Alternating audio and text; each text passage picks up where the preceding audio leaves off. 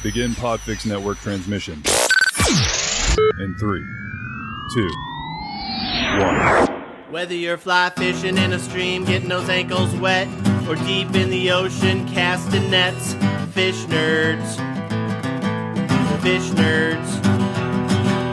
Fish nerds. It's a podcast. It is a podcast. Hello and welcome to the Fish Nerds, the show about fish, fishing, and eating fish. I'm Clay Groves, Chief Executive Fish Nerd, licensed fishing guide, your best friend. I'm so excited about tonight's podcast because I got invited to be part of a panel discussion at the Brattleboro Museum and Art Center in Brattleboro, Vermont. And I didn't have to go anywhere. I got to sit in my basement in my underwear and talk about ice fishing. The topic is ice fishing culture, community, and conservation. And here is your description. I had a little bit to drink tonight. Ice fishing has a long, rich history in Vermont, having played an important role in both the livelihood of native peoples and the recreation of sports fishers. It is a sport that has greatly evolved over time, from outdoor fishing with simple hand-augered holes in the ice to fishing to heated shanties equipped with sonar fish finders and cell phone chargers. Technology isn't the only thing that has changed ice fishing over the years. Climate change and warming temperatures mean fewer days on the ice each year and fewer fishing options. This online panel will look at cultural, social, and environmental issues surrounding ice fishing, what it means to those who participate in it, and how many continue to evolve and change in the future. And so that's at the Brattleboro Museum and Art Center. And what we're going to do tonight is just give you the entire presentation. I'm not going to read you any ads. So manscaping, you'll need to wait till next week. And we'll get right into it. And by the way, if you looking for a place to make a donation to a museum that's a small museum but a great place, the Brattleboro Museum and Art Center is the place you can do that. The website is brattleboromuseum.org. And I do want to really reach out to and thank Eric Hoffner from Manga Bay for connecting me with the Brattleboro Museum. He also took the photo that's on our cover art for this week's podcast. He's a friend of the show. We'll get him on very, very soon and talk about him soon. But let's jump right on into the Brattleboro Museum and Art Center, ice fishing culture and community and conservation on the Fish Nerds. Well, hello, everyone, and welcome. I'm Danny Lichtenfeld, director of the Brattleboro Museum. So pleased to be here with you this evening and really looking forward to tonight's event. We're going to have a discussion about ice fishing with a great group of people who are quite knowledgeable about the subject. And then we're going to open it up for a Q&A with all of you, some of whom I believe also know a thing or two about ice fishing. This event tonight is part of a deep dive we've been doing into ice fishing this winter. That includes not one, but two photography exhibits currently on view at the museum. One is called Ice Shanties, Fishing, People, and Culture. And the other is Ice Visions by Eric Hoffner. And in connection with those two exhibits, we've organized a number of events. A few weeks ago, the photographer and ethnographer responsible for the Ice Shanties exhibit gave a talk about their work. Last week, Eric Hoffner gave a presentation on visual storytelling. A few weeks ago, we also had a local sculptor and art teacher, Ross Smart, lead an online workshop for kids on how to make mini ice shanties out of recycled materials. And starting this past weekend and continuing for the next 2 weeks, we have an outdoor display of whimsical, artful ice shanties on view at Brattleboro's Retreat Farm, just across from Retreat Meadows, where the real ice shanties are. This has been a little bit of a departure from what we generally do as a contemporary art museum, but it's been really great. We've been learning so much and connecting with all sorts of people we hadn't met before, including tonight's panelists. So in just a moment, I'm going to bring those panelists on the screen, and we're going to talk ice fishing for, 30 or 40 minutes. And then, as I mentioned, we'll do a Q&A. If there are questions or comments that occur to you during the panel discussion, and you're here via Zoom, please use the Q&A button on your screen, and you can type in your question so you don't forget it. And if you're watching on Facebook Live, you can just type your questions or comments in there, and we'll keep an eye on that too. The other way you can participate in the Q&A is to wait until it's actually happening after the panel discussion, and then use the raise hand button on your screen. That will signal me to unmute you, and you can then ask your question yourself rather than typing it in. All right, with all that housekeeping out of the way, I'd like to ask our panelists to turn on their cameras and mics now and join me here on screen. And while they're doing that, I'll tell you just a bit about who they are, but only briefly because they're going to say more about themselves in just a moment. There they all are. So far, so good. So first, Paige Blaker is Fish Production Supervisor for Vermont Fish and Wildlife. She's joining us from her home in the opposite corner of the state up in Grand Isle. Rich Holshoe is from right here in Brattleboro. Rich has served on the Vermont Commission on Native American Affairs. He's a public liaison for the Elnu Abenaki Indigenous Community, and he's the founder and director of the Atowi Project. Roy Gangloff is an ice fisherman here in southern Vermont, descended from a long line of ice fishermen. Roy says he's been fishing for as long as he can remember, and ice fishing is a very important part of who he is as a person. And finally, Clay Groves, who joins us from Conway, New Hampshire, is a New Hampshire fishing guide and the host of the highly entertaining podcast, Fish Nerds. Thank you, Paige, Roy, Rich, Clay, for being here. It's great to have you, and looking forward to this conversation. So to get things started, I thought maybe we could just go around and each of you could just briefly tell us a little bit about your background and your involvement in ice fishing. Maybe give us an idea of what you love about it, if you do. Clay, why don't we start with you? Sure. Hi, I'm Clay, Chief Executive Fish Nerd, licensed fishing guide here up in New Hampshire. I've been ice fishing about 25 years. My very first time ice fishing, I was driving around Squam Lake, and I saw a guy out there fishing on a bucket, and I bought a 6-pack of beer, and I walked out to him and put the beer down next to him and said, "Can you show me how to do that?" And he didn't say a word to me, just cracked the beer open, drank it, handed me his rod. And I thought, this is the best thing I've ever seen in my whole life. And I've been addicted ever since. I've since become a podcaster. I've been on a quest to catch and eat every kind of fish in New Hampshire. And now I run a fishing guide service, and I bring a lot of noobs, new ice fishers out on the ice to catch fish for the first time. And hopefully get a lot of people hooked on it. It's a lot of fun, and I love the nerdiness of it, the modern ice fishing, using the high-tech electronics, mapping the lake bottoms. I love catching all kinds of species of fish, like a variety. So I'm all in. I love it. It's so much fun. Cool. Thank you, Clay. Paige, how about you? What's your connection with ice fishing?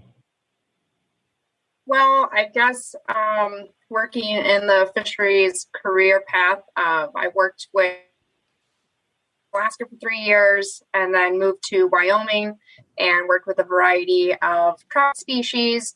And now I'm here as the fish production supervisor, the fish culture station up in Grand Isle, where we have a variety of trout species as well as Atlantic salmon that we're raising.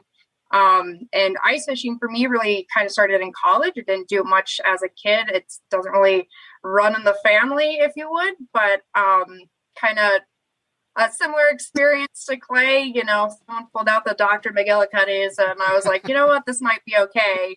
And, you know, I just being out in the open lakes on, you know, sunny days, bluebird days, just, you know, not a cure in the world, but whether your tip up is up or down. So, I guess I just love ice fishing. I like all the different types of fish that you can catch, and, you know, the opportunities that it affords a lot of different people. So to get out there and do stuff they love. Cool. Thank you, Paige. Rich, how about you? Uliwani, Danny. Kwai, Mziwi, Awani, and Delawizi Litz, Dandai, Wantastagak, Utsisokwakik. My name is Rich, and I do live here in Brattleboro. It's good to see you all tonight. Paakwinong Guzian. And as Danny said, I work as a liaison for the Elnu Abenaki tribe here in southern Vermont. I have served on the State Commission for Native American Affairs, and I am director of Atui Project, which is a cultural outreach and educational nonprofit associated with Retreat Farm, directly across from the aforementioned meadows where the shanties are. So we're here right at ground zero, and my experience with ice fishing, I'm a relative newbie at this point in my life. I fished when I was younger, and I'm just coming back into that now. And I approach that through a lens of wanting to understand traditional sustenance practices. So I'm going to be engaged in the next couple of seasons with some, what you might call experimental archaeology or living history, trying to recreate some of those methods. And we'll see if we can talk about some of those tonight. But I'm going to mostly defer to the acknowledged experts in the virtual room. But thank you, Wuli Wuni. Thank you, Rich. Thanks for being here and part of the conversation. Roy, how about you? Tell us about your connection with ice fishing. Well, I come from a long line of ice fishing, so I'm very well connected spiritually. It's all through our family. It's an important part of who I am.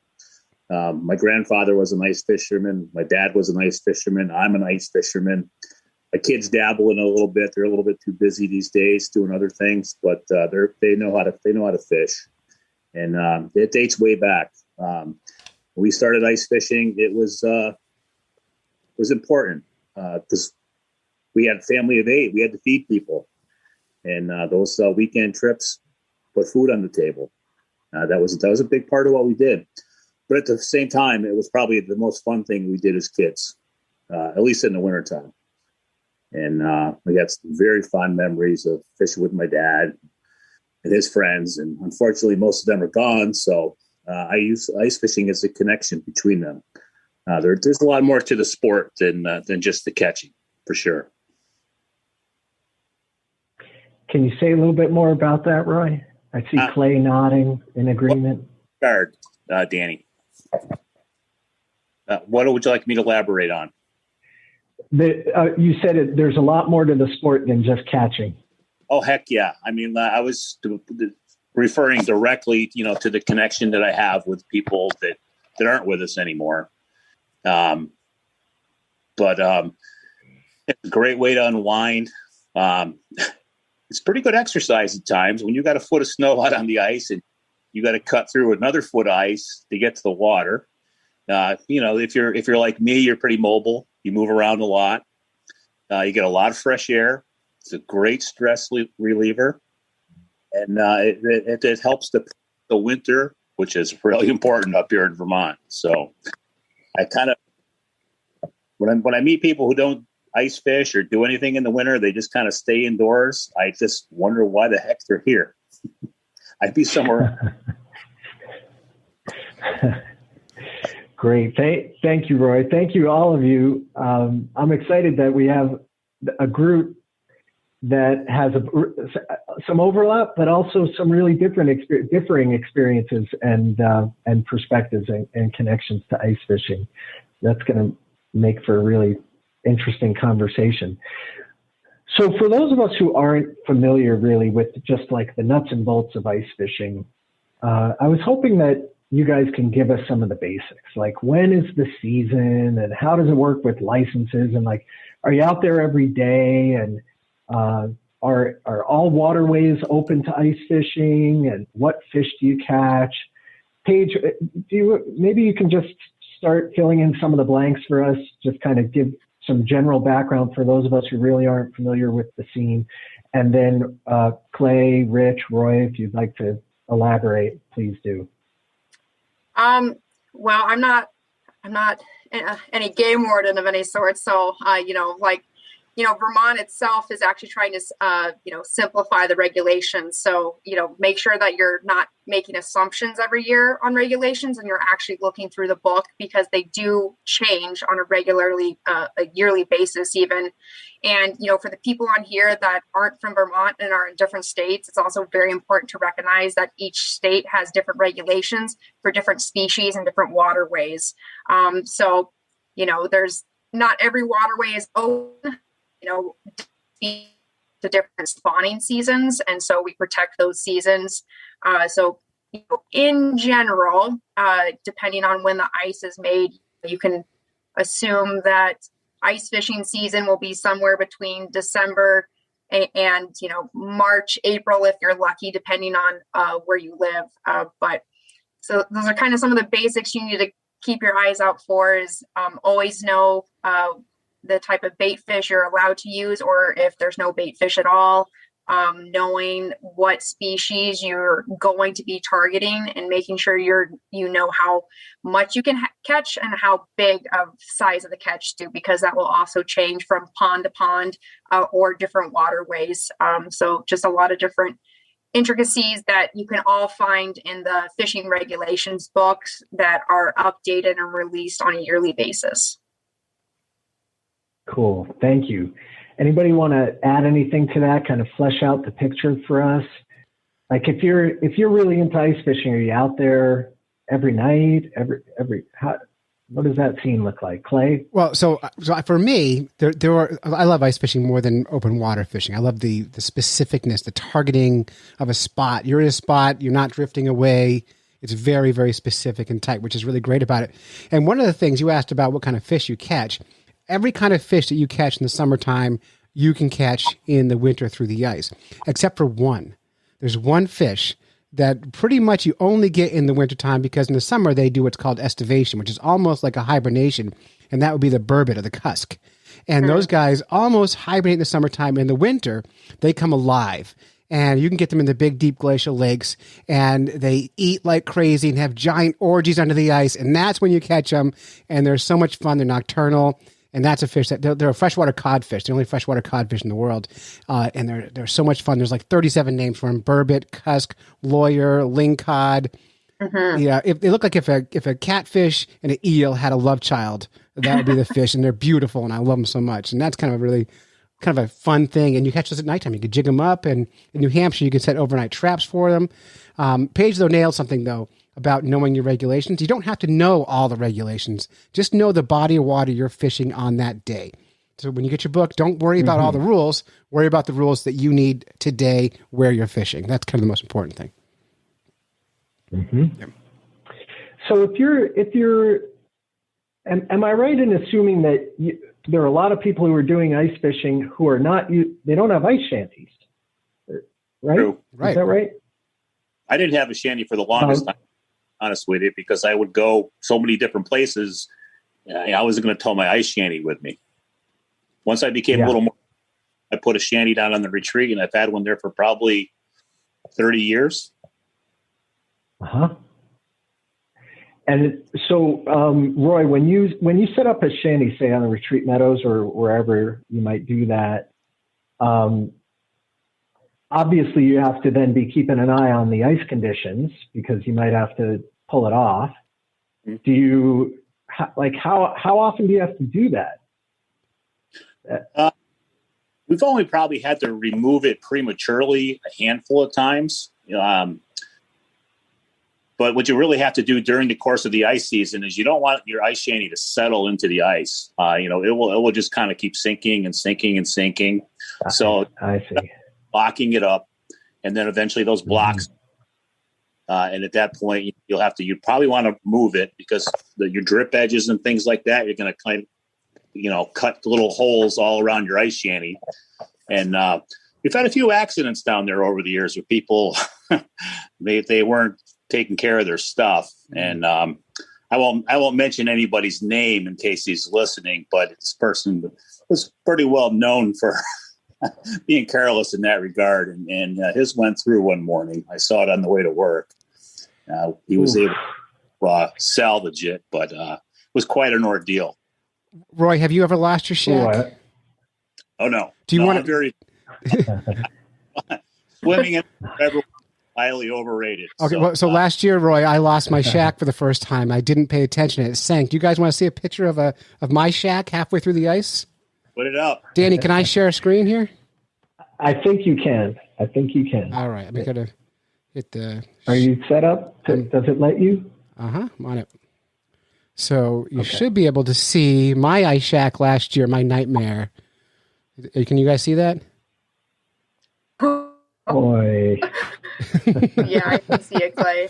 Yeah, that's I guide out of that shack. I had to have it rescued, so we put it out there, and we had great ice. And then the heat came, and I went away for a week, and I came back, and the shack had absorbed all the heat and had sank 2/3 through the ice, and that was my nightmare right there. I had to pay someone to come out with winches and cranes and drag it up on the ice, and we fished out the rest of the year. Still worked, but it was gross. It's such a terrible. Wow.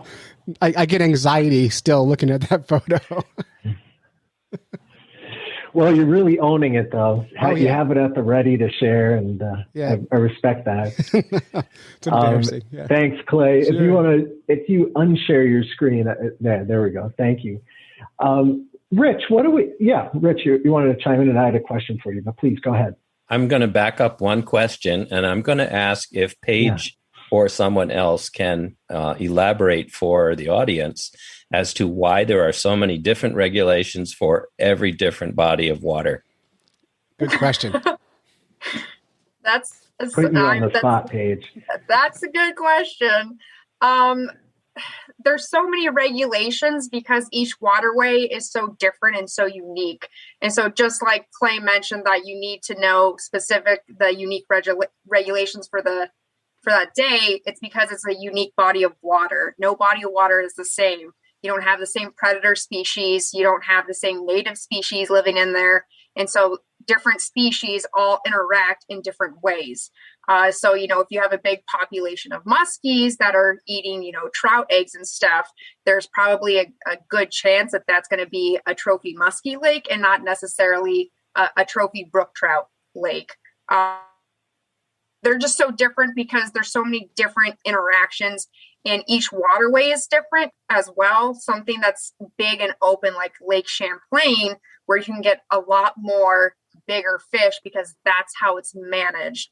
Whereas, you might have a smaller pond up north, and the only thing that it's managed for is trophy brown trout.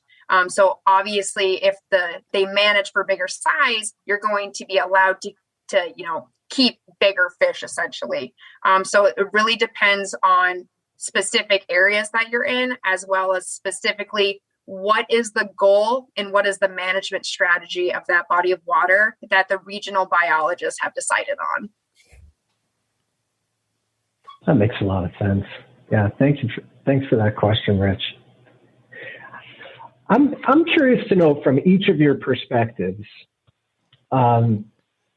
over the course of time that you've been involved with ice fishing, is the community changing? Is the culture around ice fishing changing?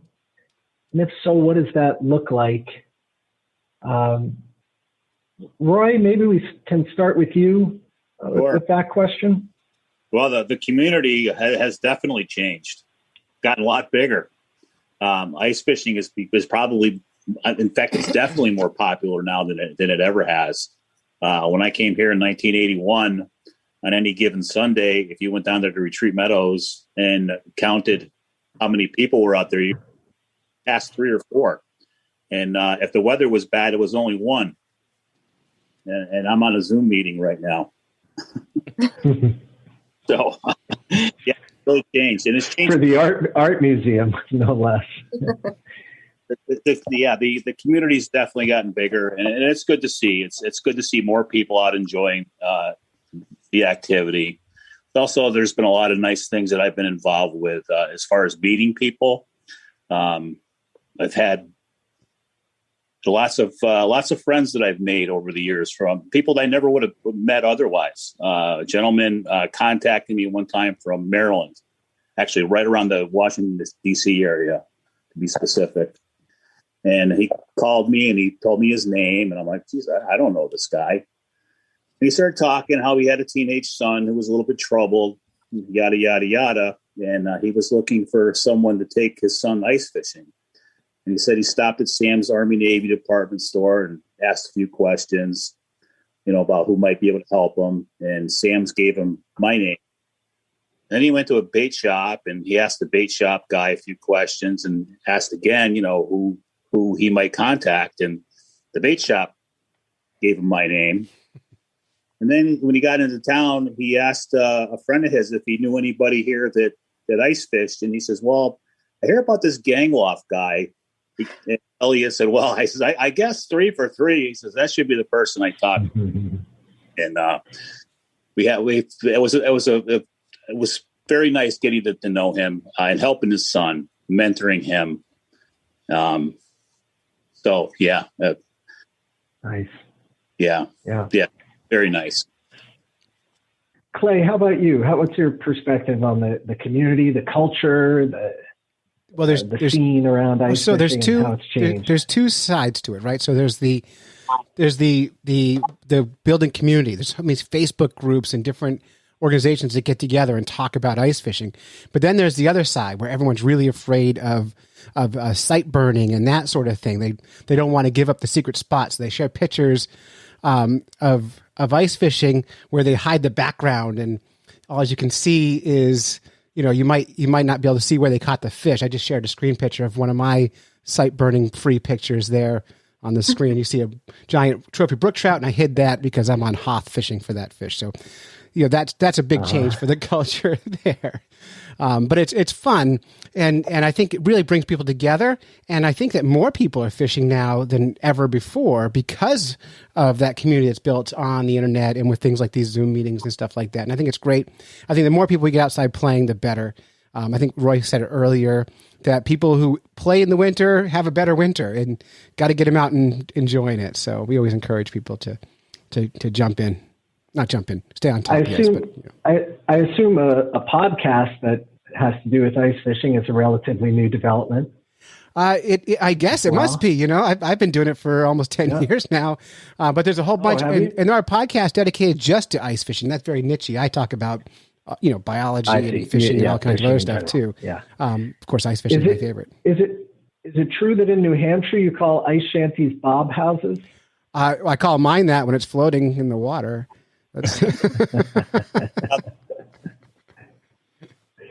What's that, Roy? I didn't hear you. Started, come to think of it, the house bobbing around in the water. It's perfect. Rich. I'm sorry, Roy. Go ahead. I didn't mean to cut you off. Talking over you. There's also a term that they use in New Hampshire when they were smell fishing. They would call it bobbing for smell. Mm-hmm. So, the Bob House name came from that. Mm-hmm. Mm-hmm. Rich, is there? I'm curious. Is there an Abenaki tradition of ice fishing? Is that something that you know, or that we know, or that you're looking into, or maybe learning about? And is that something that is strictly in the past, or is it still vibrant today? Can you tell us anything about that? Sure, I'd be happy to share what I know so far. This is a subject that I'm in the process of researching. As far as the contemporary Benaki community, ice fishing is a popular thing to do, especially up on the lake. The community at Missisquoi is very much into that. Swanton, Missisquoi River Basin. Ice fishing is, I guess there's a lot of widows up there. Now the women are out there too. Mm-hmm. But that's a really big deal, and down here as well, but less of a concentration of folks in the community. Traditionally, ice fishing has been practiced here for thousands of years, and that's kind of a fun idea to wrap your head around. Is who was here then, and how did they go about it, and what were their practices? How were they going about this? For example, we go out on the meadows at the retreat now, across from the farm, and go fishing, as Roy's speaking about, but put yourself back 120 years and you weren't doing that because there was no retreat meadows with water on it. It was dry land. It was a meadow. Yeah, it was a meadow. An actual meadow. In fact. Yeah. Hence the name. Yeah. Right. But so Rich, I'm sorry to interrupt. Can you just explain for those who aren't familiar with the geography there, the geology there in Brattleboro, why we have this body of water that is a permanent body of water now, but we call it retreat meadows? For sure. We have a backwater, a setback here on the West River, just upstream of the confluence with the Connecticut, that was called the Meadows. It was a big alluvial plain with very rich soil, agricultural land that was farmed for hundreds, 1,000 years. Let's look at the real facts, and that name as Meadows stuck. And then the retreat, the Brattleboro Retreat, which still exists, acquired that property early on in its history, and it became known as the Retreat Meadows. And then in 1909, 10 miles downstream at Vernon on the Connecticut River main stem, the Vernon Dam was built, the first hydroelectric dam on the Connecticut main stem. And that backed the water upstream for 27 miles, all the way to Westminster. And it had the effect of flooding what were meadows and becoming a very shallow setback. And the name stuck. So we call it Retreat Meadows, even though you can't walk on it unless you have special powers or it's wintertime, right? So, we can all walk on water. But just to cover that subject really quickly, traditionally ice fishing around here is more of a hunting endeavor. We're not dealing with tip-ups, and we're not dealing with fishing poles with lures on them per se, because the technology for hooks didn't really exist. So what the practice was that you would hack a hole in the ice. You did not have an auger, whether it was gasoline or hand auger. You were using a chisel, basically, some kind of a sharp instrument, hafted instrument. You'd open up a hole, and then the practice was to build a little tiny hut over it, like a little tent, a little tiny wigwam. And that had the effect of cutting down on the glare so that you could see down into the water, and you would physically lay down on the ice and jig in the water with a little jig, which you might make to look like a little fish. I'm working on an idea here. See this here? Mm-hmm. This is a freshwater mussel shell. And they would be cut into a little lure and dangled on a piece of cordage in the water to attract the fish. Just the sight, the movement, and the fishermen would wait with a spear, and you had to spear the fish through the ice. That was the traditional fishing practices here, and those were shared with most northeastern woodland cultures. It sounds cold. It sounds like an exercise in extreme patience. But then again, the fish populations were probably somewhat different than they are now. So maybe one could, successfully do that. Could do that. Yeah. Cool. It'll be really fascinating, as I know you're in the process of learning more about this, and with the intention of teaching the rest of us. And that's going to be really fascinating to learn more about. Thanks for sharing the beginnings of what you know. You know what's interesting about Roy? Hang on one second, okay. Clay. Roy, I just want to let Roy know. Roy, okay. I just wanted to make sure you knew you turned off your video. If you did it on purpose, that's fine. I just wanted to make sure you knew.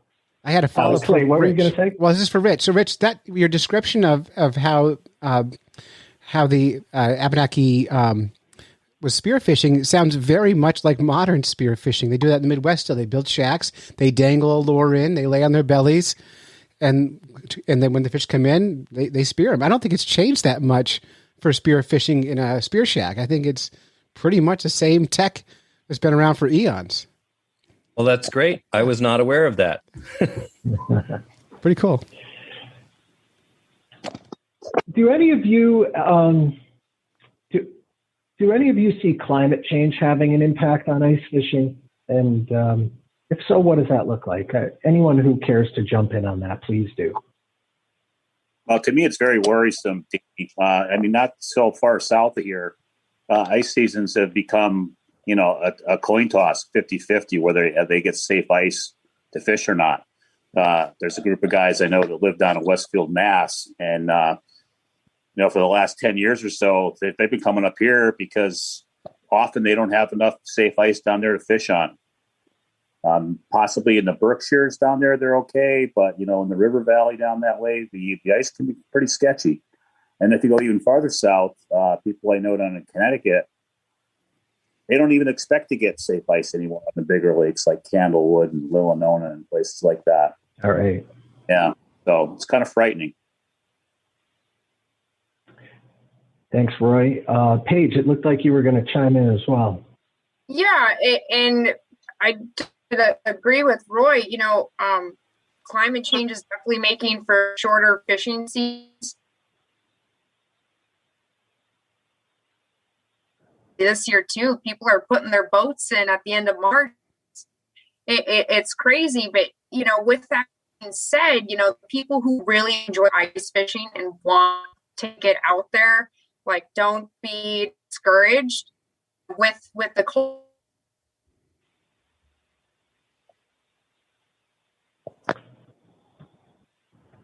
Is anyone else having trouble hearing Paige? For me, her feed is freezing now and then. Paige, we're losing some of what you're saying. It's pretty windy up here, so yeah. my So internet's going in and out. I understand. But it might be helpful if you turn off your video. We can at least hear you speaking. That might take up less bandwidth. You want to just give that a shot while you're responding to this question? Sure, I can do that. Yeah. Yeah, we can hear you. Perfect. So the climate change, is making for shorter seasons, especially on the big lakes. But looking to what else you can do, if you're looking to continue to ice fish, don't be afraid to look to those smaller ponds and in different areas. Those smaller ponds are going to give you some different ice fishing opportunities, that might even last into April, maybe May, especially if you get up into a little bit higher elevations or, places in the Northeast Kingdom that are staying a little bit colder for a little bit longer. Those are the type of opportunities that ice fishermen kind of need to start looking for. Unfortunately, climate change is changing the way that it's not changing how we ice fish, but it is changing when and where we ice fish. Mm-hmm. Thank you. Clay? Yeah, well, I'm going to kind of follow what Paige said. And a really important thing that I've noticed up here, and I live in the mountains in New Hampshire, we have ice that normally is safe for years and years and years. And then the last couple of years, we've lost ice fishers because ice that they've fished their whole life has changed. And so it's really important that people take safety very, very seriously. And I think we should probably talk about ice safety at some point during this discussion tonight, because with climate change, or whether it's weather or climate, it's hard to tell when you're in it, whether it's climate change or just weather being weird one year. It's really important that we make sure that everyone who goes on the ice is doing it in a safe way. Yeah. Thank you. And we will get to that question of safety in just a minute, which someone has already asked us to talk about a bit. Did anyone else want to say anything about climate change and your perceptions of how that's affecting ice fishing? So listening to you all speak on that question, but sort of everything that you've been saying so far, it feels to me that there's kind of a conservation ethic associated with ice fishing, and that and I'm curious about whether current ideas and approaches to environmental conservation and environmentalism, are those in sync with ice fishing, or are there tensions there? What does that look like? Well, I see some tension. If you don't mind, I'll just jump right in. So I'm a big anti-lead fisher. Like, I don't believe people should be fishing with lead anymore. We know lead's bad. It's bad for the environment. It's bad for the watershed. It kills loons. So New Hampshire, for example, has outlawed lead sinkers and small lead jigs. And other states have made rules to, like, say, if you, like Maine, for example, if you paint your lead, it's okay to fish with lead in Maine. I don't know Vermont rules. But I think that everyone, just as conservation ethics, should just stop fishing with things that we know is bad for the environment. The argument that old school fishers say is things like bismuth and tin and tungsten cost too much. But at the same time, I've never met an ice fisher person who hates buying fishing gear. So I think it's a poor excuse. So that's kind of where I'm at with. So that's the tension I see. People are just hold on to their old ideals, or they want to pull a gas auger instead of using electric. They love the old stuff that's kind of sucks. So that's not great for the environment. Right, interesting. Yeah. Anyone else want to have thoughts about this? Want to weigh in on this? Fishermen are very conservative as far as what they take out of the water. I mean, obviously, we don't put anything back in, but we don't keep everything we catch. There's terminology that you often hear as selective harvest. That's allowing people to take fish, but to be careful of what they take. You don't want to take the biggest and the best, the fish that produce the best. You want to take fish out of the population that's part of the larger part of the population. Like for instance, a 10-inch bluegill is a big bluegill, and they're kind of rare. But boy, there's a ton of 8-inchers. So those are the ones that you want to take home. There's plenty of them, and they replenish themselves. So that's kind of how we look at conservation. Thank you for that. Is it fair to say that most ice fishers are what they keep? They're eating? No, not in New Hampshire. In New Hampshire, and it's kind of my big pet peeve, there's a lot of fishers who think some fish are junk fish, and they'll catch a bunch of yellow perch and toss them on the ice, or they'll catch pickerel and toss them on the ice, thinking they're helping out something or doing something good for the environment. It's very, I don't know about Vermont, but New Hampshire, it's my big, I get angry about it because if you're going to keep fish, great, you're going to eat it, wonderful, but killing a fish for the sake of killing it, I'm not in. It's not legal either, by the way, but people do it all over the place. Probably piggyback on that one. Oh. Yeah, Paige, please go ahead. Oh, well, I just was changes that for me, I went to school in Maine, and watching people toss.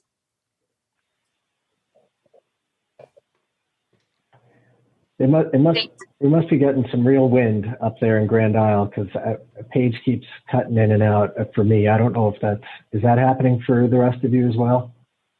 Yeah. Oh, this is a bummer, Paige. I really wanted to hear what you have to say.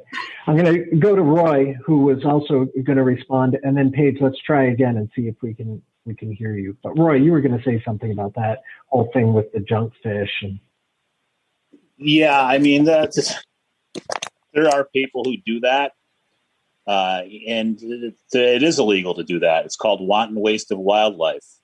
Our game wardens can't be out there all the time, and I have no problem myself taking that little bit of responsibility on it, pointing it out to somebody. They shouldn't be doing that. If it's done in the proper way, all you're going to do is educate someone. And if it gets ugly, I can take care of myself. I know Mr. Hathaway, who is a former game warden, is on this, watching this podcast, and I hope he would agree with me, because I've had to do that many times, and it's gone well almost every time. Mm-hmm. Do you find that usually when you have to say something, that it's somebody who just they didn't have a clue before that? Like you're educating them, and they're open to it. Most times. Sometimes yeah. Kind of bad. There's been a few instances where, it got into an argument. But when I know what I'm talking about, I usually don't lose arguments. You be persuasive. Mm-hmm. Let's see if we can hear Paige again. Paige, want to try to respond? Sure. Can you hear me? We can. Yeah, for the moment. Yeah. Sorry about this. Nah, it's, I guess living in Grand Isle. So I'm trying to get my thoughts together a little bit. I think I was talking trash bin.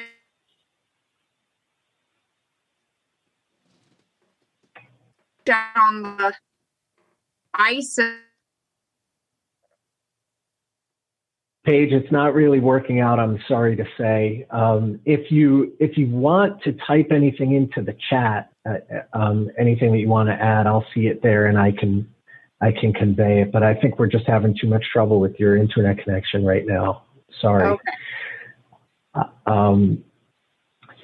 So one of the questions that has already come in, or suggestions, is that we touch on ice safety. And I was thinking that was a topic that we ought to address, and maybe as part of a broader topic that which is, we might have some people in the audience here tonight, or I'm speaking for myself, and Rich has acknowledged that he's a newbie getting back into ice fishing, from a safety standpoint, but also just from a broader standpoint. What advice do you have for someone who just wants to get into ice fishing? For the first time, how would I go about that? And let's make sure to address some safety issues too. How we can learn about proper safety. So Clay or Roy, Roy, maybe go ahead. Both of you. I'll jump in because it's something that I take very seriously. I've seen so many people who just they don't respect ice safety. For starters, 4 inches of good black ice is the base that you want before you venture out, especially down on the retreat meadows. There's culverts there. There's water in. There's water flowing out. There's a lot of dying vegetation down there underneath the ice that is going to give off gases and whatnot, and it can form weak spots. Before we had Eurasian milfoil down in that body of water, I was okay being on a 2.5 to 3, but it had to be under good conditions too. It had to be under cold conditions where the ice was forming and not softening or melting in the very least. So that's why I say nowadays 4. But you also have to still be conscious, like I said, about where water's moving, and that goes for any body of water that you're on. First ice, I always have a spud bar with me. The spud bar, I'm going to reach out. I'm going to give it a good wrap and see if I can stand on the ice at the shoreline. And if I can, I'm going to reach out one more length with my arm and give it another wrap and just kind of keep repeating the process until I get out to where I know there's maybe 3 or 4 feet of water. And then I'm going to cut a hole right through there. And with my hand, reach down in and measure the ice thickness and say, okay, there's 3 good solid inches. And I'll probably go another 20 or 30 feet. And I've always done that. My grandfather taught me how to do that. Many times I've worked my way out there being as cautious as I can be. And a guy will come out with his 2 little kids, one on each arm, walk out to where I'm fishing and ask me how thick the ice is. Well, that guy should know before he takes his kids out for himself just how thick the ice is. And if the ice is in good condition. Don't go walking out there and ask somebody. Know for yourself. Great. That's a great start on safety issues. Clay, do you want to add anything else about safety or just in general how to get into the sport? Well, sure. Well, let me just kind of back up what Roy said real quick. I always tell clients, and if I'm doing seminars, there's no such thing as safe ice. That's a word we don't use. Your ice is always moving. You're on a floating body of your ice is floating. So there's going to be some variability. And if you fall through, there's no one going to come get you.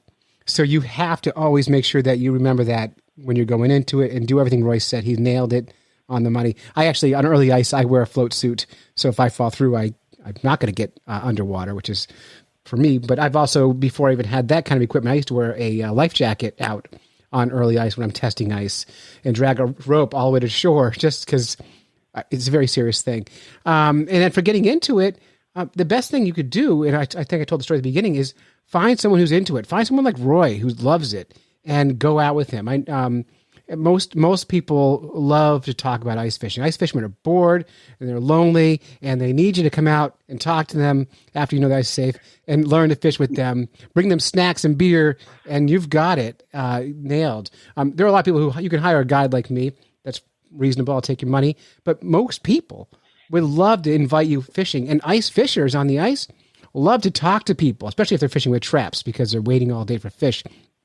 So go talk to people and ask them, can you show me how to do that? Most people will hand you a rod and teach you to fish right there, and you'll have a blast. Talk to people, make friends. Fishers love to talk, especially if they can brag about some fish they caught. They're all in. So talk to people. There's 1,000 ways to ice fish, but talk to people. That's the big way. That's not really true on every body of water, but we're very fortunate. The retreat medical area is a nice community of people. Mm-hmm. We've had, I don't know how many dozens or maybe even hundreds of people walk out and ask us questions. We not only answer the questions, we also even let them fish. Mm-hmm. So if you approach somebody in the right manner with the right person, you can certainly do that. Yeah. Yeah, I talk to everybody on the ice when I'm out there. I walk up to different groups and chat them up, and I just make friends like crazy. And I get to. I don't know, Clay. You seem like a guy who's kind of wouldn't just walk up to somebody and start talking. I'm shy. Paige, we got you back. It looks like you have a good connection there. Okay, I tried to swap to my phone, so hopefully that's all. Yeah. Now you sound great. We got you.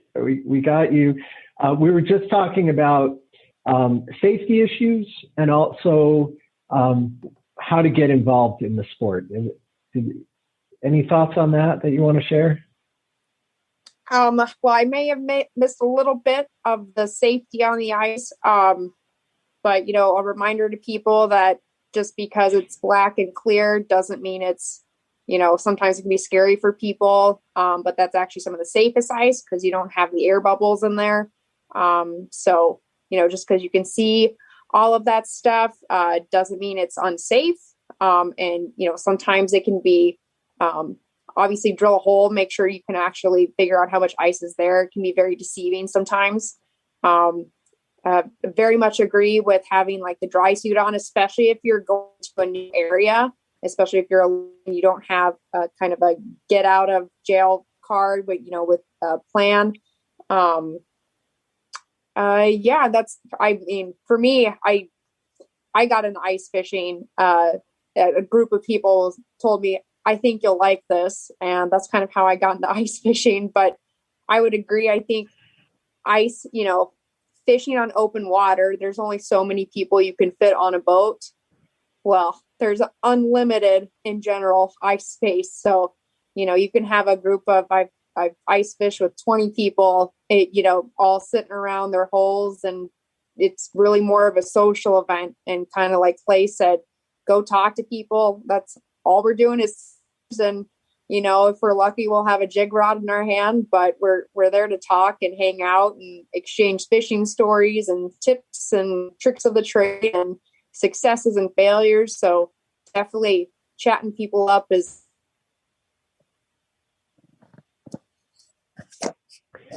Thank you, Paige. Rich, it sounds like down here at Retreat Meadows, there's a community that might be open to newbies like us learning how to get involved. Yeah, I'm going to be looking up Roy. Just don't.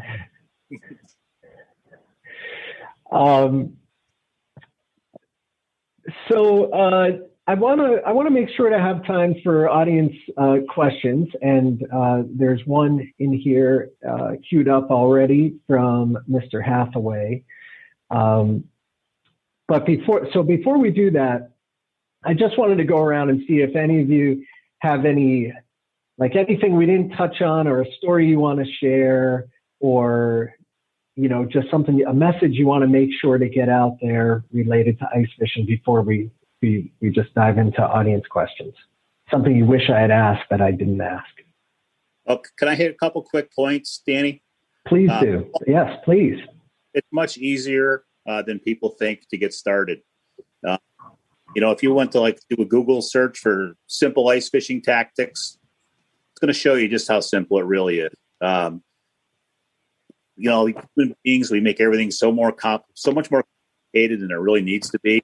Kind of go over the top thing, and that's kind of like where we are with ice fishing right now. I mean, there's guys that have thousands of dollars worth of tackle. That's me. Doing different things, and you can do the same thing and get the same effect for less than probably a couple $100 to get started. A hand auger are probably going to run you about $50. That's probably your most important tool, because you got to get a hole through the ice. And anything be jury rigged or probably bought for another, you know, a good fishing pole and reel, less than $50. Bait is cheap. Couple dollars a dozen for shiners, couple dollars for grubs. Lures are relatively inexpensive. So don't look at the stuff. Just look at the beginning, because it's very simple to get started. I guess that's all in that regard, but I want to back up just to 1 second more to ice safety. And another important thing we forgot to mention was having a throw device and a rope with you.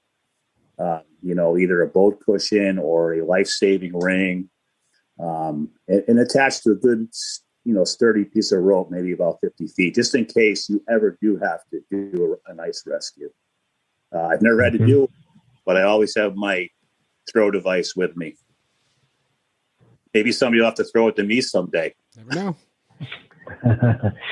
Is there a resource for like safety tips? So, you know, so it's not just left to, I happen to be on the Zoom with Roy and I took and Paige and, you know, and took really good notes.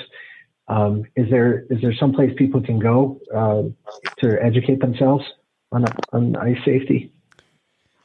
Most of the fishing regulation guides have ice safety right in the guides. Most states have that. I know New Hampshire, for example, does. I would assume Vermont does as well. I mean, nobody wants anyone to fall through the ice, so I think most states take it pretty seriously in their guides. Yeah. Great. And I realize for those of you who are so experienced in this, these aren't the most, the most pertinent questions for you. I'm sorry, I'm bringing a total outsider's newbie's perspective to it, and hopefully that is of interest to at least some of you. Rich. Yeah. So here's a weird question. I'm going to toss this at my other three panelists. I have not had experience with this yet, but I have heard that among the Missisquoi community of Abenaki up on the lake, and probably with others, you're catching a lot of perch. Perch are great fish, taste wonderful, and then you can use the perch for bait as well. And eyes are particularly coveted. Mm-hmm. And I have heard people speak proudly about how they like to keep the eyes underneath their tongue so they don't freeze.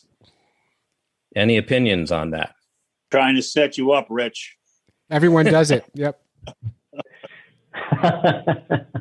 Okay. That's what I wanted to hear. Got it. Yeah. You asked the right crowd. That's great.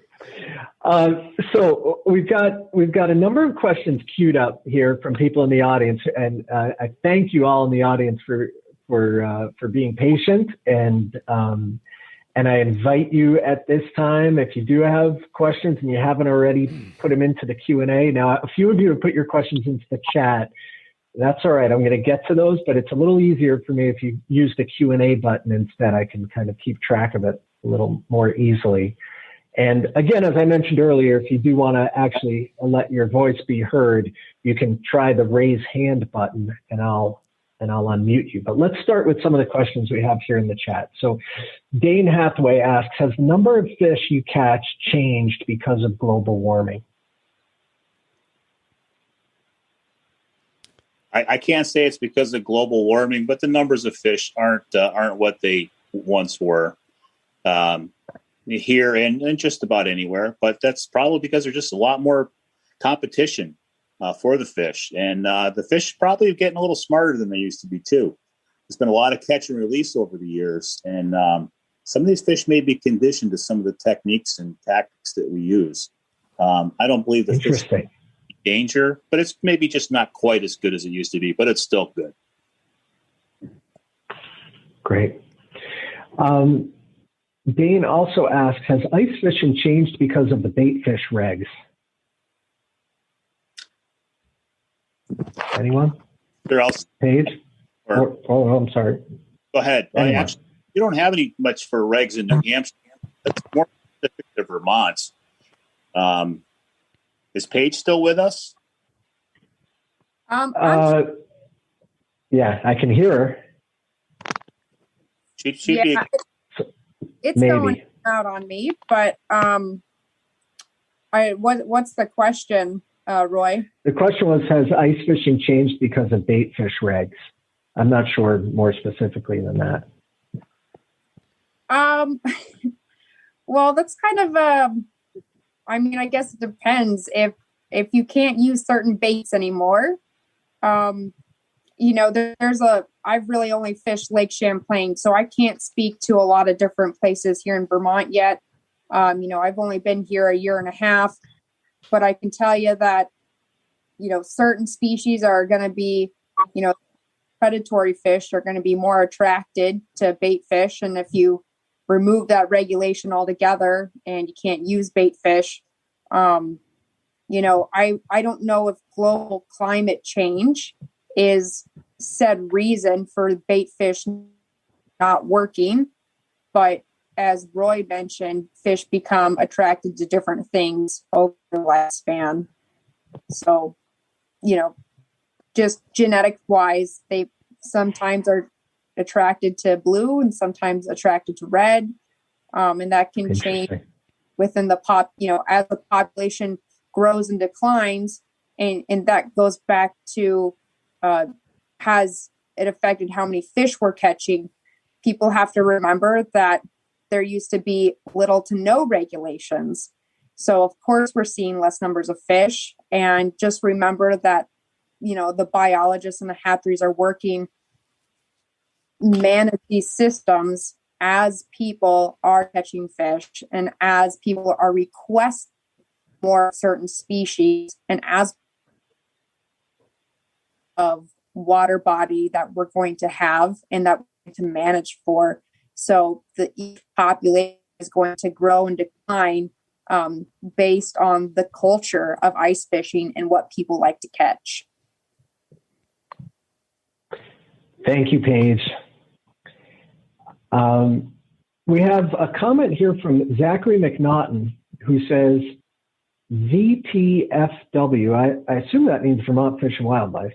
VTFW and I produced a virtual ice fishing clinic that includes an ice safety training video. Oh, great.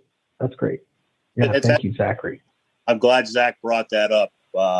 Zach worked with Vermont Fish and Wildlife, and they not only did the ice safety thing he mentioned, but they also did a virtual ice fishing clinic. Vermont Fish and Wildlife every year, except for this year because of the COVID, has sponsored a Learn to Fish Day on different bodies of water. So going forward, hopefully in 2022, they'll start back up with those. They kind of rotate around the state. They kind of hit each corner and then the middle. So about every fourth or fifth year, you probably have something down here. And they've been very popular. And if we can get a little more volunteer work, we might be able to do more than one per year. So just stay tuned with the Vermont Fish and Wildlife website in the future and see. It'll come around in the winter, obviously, the ice fishing clinics, but or connect through Vermont Fish and Wildlife Facebook, and all the information will be there. Great. Thank you. Peggy and Clint Bissell or Bissell, not sure, ask, what do fishermen do to control the spread of aquatic invasive species during the winter months? Can I answer that? Yeah, please. Not much, because we're not moving boats in and out of waters. There's no bilge on our boat, on our ice sleds. We're not moving water from one place to the other, so we're not really moving plants around.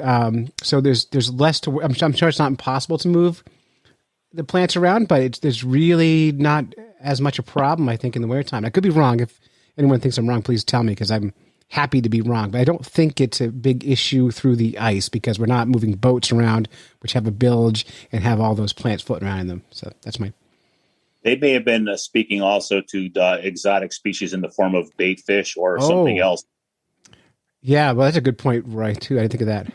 We have to be conscious themselves. Fortunately, in Vermont, the bait fish rules that we have requires bait dealers to be on the lookout. They have to go through inspections from the state regularly. The bait fish coming into Vermont has to be certified. So we have a very good handle on that. I would like to add off of that, Roy, that as an example, if people are familiar with Lake Champlain, that the alewife is actually a really good example of an imported bait fish gone wrong. So I'm not sure if people know, but alewives have been semi-detrimental to the Lake Champlain fisheries. The effect that the nutrients in the water, and certain fish species have nutrient deficiencies, which cause low survival and early mortality syndrome in very young sac fry fish have just hatched. But alewives were actually, someone decided to import them, and they're an invasive species technically. Great. Thank you for that, Paige. Christopher Nelson writes, I live in southwestern New Hampshire and I'm new to the area. What are some of the good areas for fishing? Oops.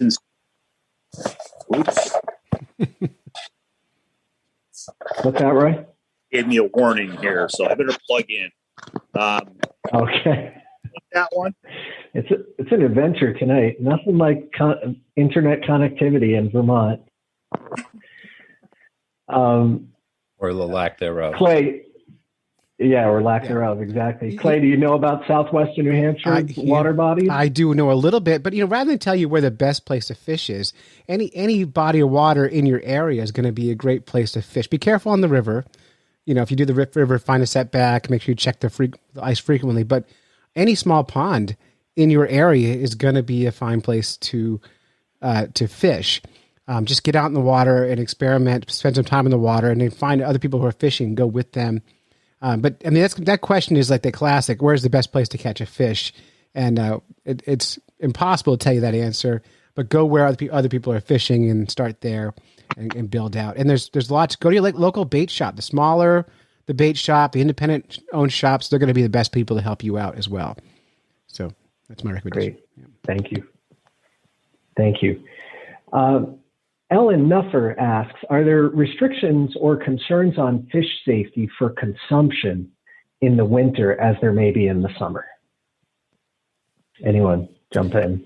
Can't quote exactly, but there is a guide that Vermont puts out. Again, you could probably find that on the Vermont Fish and Wildlife website. For the most part, fish are safe to eat. Unless you are a woman who's pregnant, I think that's where you really have to pay attention. But there are a few warnings for different bodies of water. As far as I know, everything down here is safe to eat. Again, unless you were a pregnant woman, then you might want to stay away from walleye. I think that's about the only one. Yellow perch, bluegill, crappie, largemouth bass. To my knowledge, there's no advisories on any of those species. But again, if you were concerned about it, go to the Vermont Fish and Wildlife website and the information is there. Yeah, I think the concern is mercury in fish, and that comes from acid rain. It's not specific to a breed of fish or a species of fish. It gets into all of them. So if you're in New Hampshire, for example, they recommend for women who are of childbearing age, I think it's no more than 5 ounces per month, and for men, no more than 5 ounces per week, somewhere in that area. And then you'll find that mercury aggregates in fish. So if you want to eat less mercury, eat smaller fish, because that aggregates over time. You can't cook it out. It's in the meat of the fish. So don't eat the monsters. Eat the smaller ones. I think Roy was talking earlier about eating smaller bluegills. That's the way to go, I think. Cool. Do you all have your favorite fish for eating that you catch? Yellow perch. Yellow perch? Yellow perch. Probably the tastiest fish that you can get through the ice, and one of the harder fighting ones, believe it or not. The perch seem to be kind of revved up in the wintertime. They fight harder through the ice than they do in open water.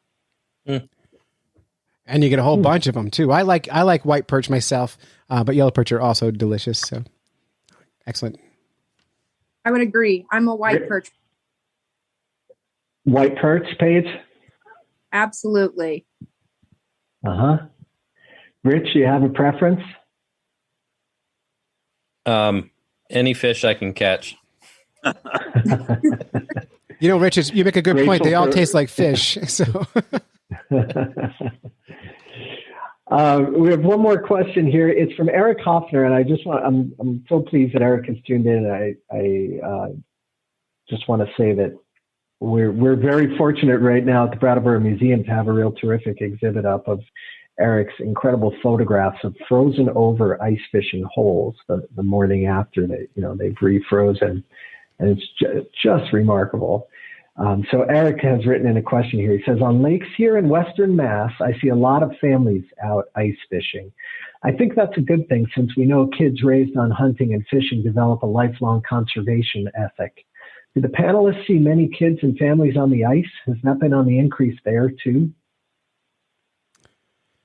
I can say as a guide here in the Mount Washington Valley of New Hampshire, this is where a ski town, and it seems like the pandemic has not kept tourists away, but they're coming up for ski vacations as families in large groups, and they're skiing, and then they're taking a day to go ice fishing. I'm seeing lots of small children on the ice, lots of multi-age families, multi-generational families coming out and fishing. And I think ice fishing has always been kind of a family sport. My kids have been doing it since they were born, and I think Roy said his whole family for generations have been doing it. So it's all good. We love seeing kids on the ice. It's fun. When the flag pops, the magic happens. Nice. Roy, I thought I heard a little in what you were saying earlier that maybe I was misinterpreting, but it sounded like maybe your kids aren't as into it as you are, or as your dad or your grandfather. How's that looking from your standpoint? Well, my kids are in a little different than I am. They're kind of scattered about. Both of them were in the military for 2 tours, and college, and trying to start careers. They haven't really settled down in any one particular place for all that long. My youngest boy lives out in Missoula, Montana, and but believe it or not, they don't get a lot of ice out there, which is kind of shocking. And then my oldest son is down here in Massachusetts, and he's been kind of busy starting a family, putting food on the table, things of that nature. But he does love to get out, and believe me, as kids, they loved going, and I loved having them. Yeah, that sounds like regular time of life stuff. Yeah. I mean, outside of and so more broadly, Roy, in response to Eric's question, do you see kids and families taking part in general? Yeah, absolutely. Yeah, it's kind of nice to see. It's kind of been a little bit of a rebirth in that respect. For a long time, you didn't see much of that. It was kind of sad, but as of late, maybe the last 4 or 5 years, been seeing a lot more moms, dads, and kids out ice fishing. Nice. And it's so easy. Kids of a young age can go and do it by themselves. I was fishing when I was 8, 9, 10 years old. So, but it is good to see it as a family. Sure. As a sidebar Eric, to thank that, you for- as a sidebar to that Yeah. one, the piece of advice to parents taking small kids out fishing, and this is kind of more towards dads. Bring snacks for the kids that your wife doesn't approve of, and you'll have more fun on the ice. So junk food really makes a big difference while you're out there. It's a little sidebar advice. It's a good tip. I wonder if that tip is on the Vermont Fish and Wildlife website. It should be. I think we're going to wrap it up there. I'm not seeing any more questions or raised hands or anything right now. Paige, Rich, Roy, Clay, thank you so much for sharing your experience and expertise, and maybe more importantly, your enthusiasm with all of us tonight. This has been really great. It's got it's got my juices flowing. Maybe I'll get out there and give it a shot at some point. And maybe Rich, you and I can, I was going to say put a toe in the water, but we don't actually want to put a toe in the water, but maybe you and I can get out there on the ice together at some point. Well, let me invitation to you and Rich. You have my contact number, so get a hold of me and we'll do something. Thank you, Roy. Really appreciate that. So thank you to all of you. And Paige, thank you especially for hanging in there with the dicey connection tonight. We really appreciate that. Before we totally sign off, I just want to let everyone know that a recording of this conversation tonight is going to be available on the museum's website within the next day or two. That's brattleboromuseum.org. And while you're there on our website, you can also check out the recordings of the previous events we've done around ice fishing. And you can take an online tour of the two photography exhibits I mentioned earlier, Ice Visions by Eric Hoffner and Ice Shanties, Fishing, People, and Culture, which was organized by the Vermont Folklife Center and features photographs by Federico Pardo and interviews conducted by Ned Castle with a number of Brattleboro ice fishers, including Roy Gangloff, whose shanty appears on a beautiful photograph in the museum right now. But better yet, better than checking out the online tour, if you're in the Brattleboro area between now and March 6th, stop into the museum and see the exhibits in person. We're open Wednesday through Sunday, 10 to 4. Social distancing is not generally a problem at the museum, and we're taking all the necessary safety precautions. So we'd love to see you there in person, and it's really something to see those beautiful pictures in person as opposed to online. Last thing I want to mention, if you enjoyed this event tonight and would consider making a donation to support this type of free programming, we at the museum would be very grateful for that. That's something you can do on our website, brattleboromuseum.org. Any little bit makes a big difference, and I thank you in advance, and I of course understand if that's not possible. I think that does it. Stay safe, everyone. Take good care of yourselves and each other, and hope to see you in real life sometime soon. Thank you. Good night. That's it. You've listened to a bunch of fish nerds when you should have been fishing. Big thanks to Wally Pleasant for our theme music this week. Big thank you to the Brattleboro Museum and Art Center for having me on. Also want to make sure I thank all the other panelists, and we're so excited to get to meet new people. I want to thank Rich Holshush, Vermont Commissions on Native American Affairs, Roy Gangloff, who is the long-term ice fisher in that community, Paige Blaker, the fish production supervisor from Vermont Fish and Wildlife, and of course the museum itself. Thank you so much, and until next time, follow the code of the fish nerds, spawn early and often, never trust a free lunch with strings attached, and swim against the current every chance you get. Next week, by the way, we are tasting the skins, salmon skins, as a snack. We're going to let you know how that goes on the fish nerds. Whether you're fly fishing in a stream, getting those ankles wet, or deep in the ocean casting nets, fish nerds. Fish nerds. Fish nerds. It's a podcast. Just for the halibut. Fried in a basket or broiled in a pan. Eat it raw like you're in Siam. Fish nerds. fish nerds.